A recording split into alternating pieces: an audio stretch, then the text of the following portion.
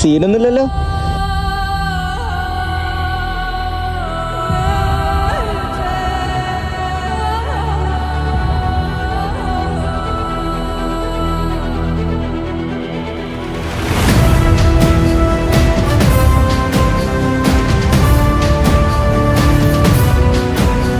നമ്മൾ തുടങ്ങിയിട്ടുള്ളൂ, ഇനിയുണ്ട്.